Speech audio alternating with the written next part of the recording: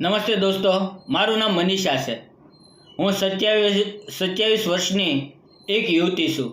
હું દેખાવે સુંદર અને હજુ યુવાનીના ઉંમરે ઊભી છું, પણ જીવનના કઠોર રસ્તાઓએ મને વિધવા બનાવી દીધી. હું એક નાના ગામડામાં રહું છું. મારા પતિના અવસાન પછી હું સાવ એકલી પડી ગઈ હતી. મારા પતિના નિધન પછી ઘરમાં કામ કરવાવાળું કોઈ ન રહ્યું અને જમા થયેલી બચત પણ ધીમે ધીમે ખૂટી ગઈ. મેં નક્કી કર્યું કે હવે મારે કોઈ કામ કરવું જ પડશે.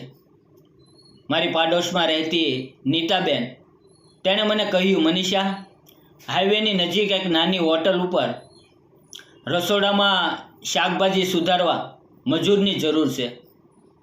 કામ થોડુંક મહેનતનું છે, પણ રોજનું ભથ્થું અને પૈસા સારા મળે છે.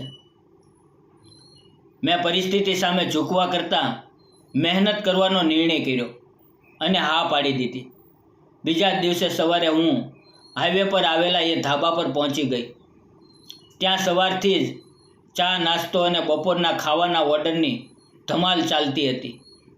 ધાબાના માલિકે મારી ઓળખાણ દિનેશ સાથે કરાવી. દિનેશ લગભગ 31 વર્ષનો હતો. તે સ્વભાવે બહુ શાંત, મહેનતુ અને સજ્જન હતો. તે ધાબા પર મુખ્ય રસોઈયા તરીકે કામ કરતો હતો. તેણે મને જોઈ અને હળવું સ્મિત આપ્યું અને મને શાક સુધારવાનું, લોટ બાંધવાનું અને મસાલા તૈયાર કરવાનું કામ સમજાવ્યું.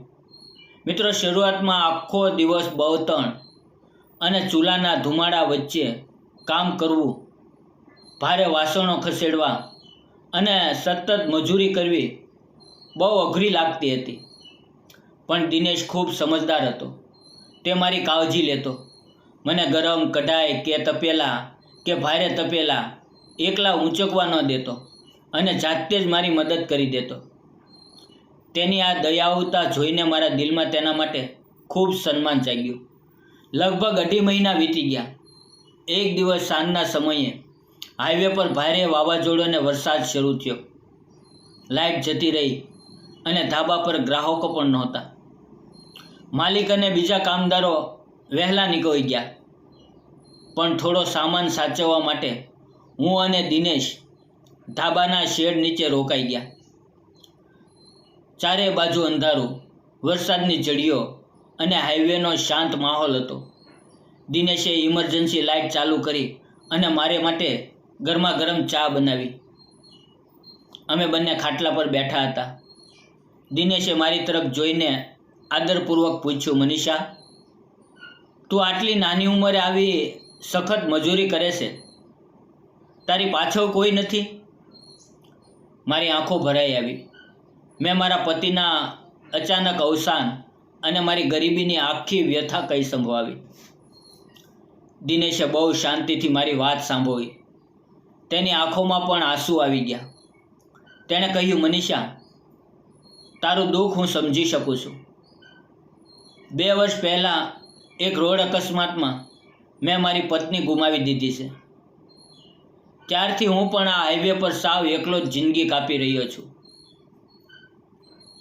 એકબીજાનું દર્દ સમજીને અમારા દિલને એકબીજાની વધુ નજીક આવી ગયા.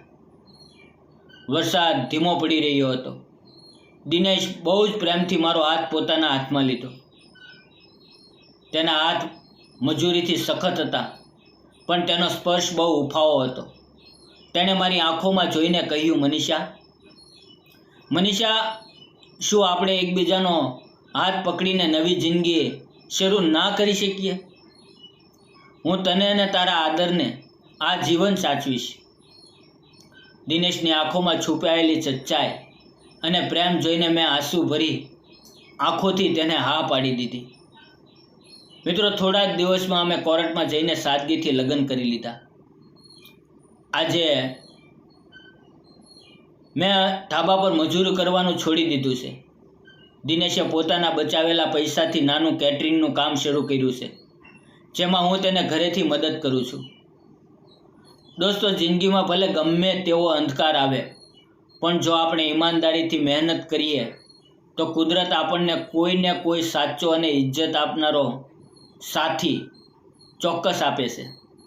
તમને મારી આ વાર્તા કેવી લાગી? કોમેન્ટમાં જરૂર જણાવજો. અને હા, વિડીયોને લાઇક, શેર અને ચેનલને સબસ્ક્રાઈબ કરવાનું ભૂલતા નહીં. મિત્રો, આ વાર્તામાં આવેલા નામ, પાત્ર અને ઘટનાઓ ફક્ત કાલ્પનિક છે, જેનો કોઈ જાતિ, ધર્મ કે સમુદાય સાથે સંબંધ નથી. ફરી મળશું મિત્રો આવતીકાલે એક નવી વાર્તાની અંદર. ત્યાં સુધી તમારું ધ્યાન રાખો અને રજા આપો. જય હિન્દ, જય ભારત.